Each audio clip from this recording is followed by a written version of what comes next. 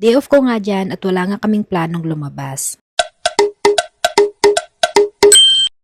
Hello everyone, ako nga pala si Merideth at isa akong work from home mom. Kahapon nga to Sunday at wala nga sana kaming planong lumabas dyan. So kung nga lang sana magpahinga the whole day. Grabe kasi sobrang napagod talaga ako the whole week. Ang lakas kasi ng loob ko maglaba everyday tapos nag-general cleaning pa ako ng Friday. At grabe yung general cleaning ko as in talagang maghapon. From pagpasok ng anak ko sa school hanggang pag-uwi niya naglilinis pa rin ako. I-stop nga lang ako para magluto at kumain. Kaya ayun, pagising ko ng Sunday, grabe sobrang sakit ng katawan ko. At naubusan nga kami ng gamot kaya lumabas kami ni daddy. Pero tama lang din na lumabas ako kasi parang feeling ko medyo gumaan yung pakiramdam ko. Kasi feeling ko kung ihihiga ko na naman yung sakit ng likod ko, feeling ko mas lalo siyang sasakit. Saglit nga lang kami sa SM kaya nag-take out na lang kami ng coffee tapos bumili din ako ng waffle. Kauwi namin ng bahay nagmerienda lang kami. Pang nanonood kami ng Netflix. So diba minsan pag day off, ang sarap lang yung ganito. Nasa bahay ka lang nagre-relax, pinapanood mo yung favorite mong series sa Netflix. Medyo malapit na nga din namin matapos yung Walking Dead. Lang talaga yung libangan ko lalo na pag mag-isa lang ako dito sa bahay. Kaya minsan pag day off ko tapos nasa bahay lang kami. Wala akong ginawa kundi manood lang. Ayan, mag-relax maghapon. Pahinga nga din si daddy dyan dahil wala na nga siyang lalabhan. So kasi talaga na makapagpahinga din siya pag weekend. Kasi kung tutuusin, yun lang din naman yung pahinga niya. Gagalit pa nga siya dyan pag naglalaba ako pero wala naman siyang magagawa dahil pagka uwi niya nakapaglaba na. Sabi ko nga sa kanya wag siya mag-alala dahil sanay naman ako maglaba. Yun pa ba naman ako tatamarin maglaba? Washing na yung ginagamit ko. Dati nga ang sipag-sipag ko maglaba, sa ilog pa kami naglalaba no. Anyways, nung dinner, nagluto lang ako ng sinigang na bangus. Tapos nagluto nga din pala ako ng lugaw. Dahil medyo ilang araw na nga din umaatake yung TMJD ko. At medyo nahihirapan akong kumain. Kaya kailangan malalambot na pagkain yung kinakain ko. Hug ko na nga din pala tong buto ng chicken breast sa lugaw. Dahil mga 2 buwan na nga to sa freezer namin. At ayan lang muna for today's video guys. Thank you so much for watching and see you in my next video. Bye!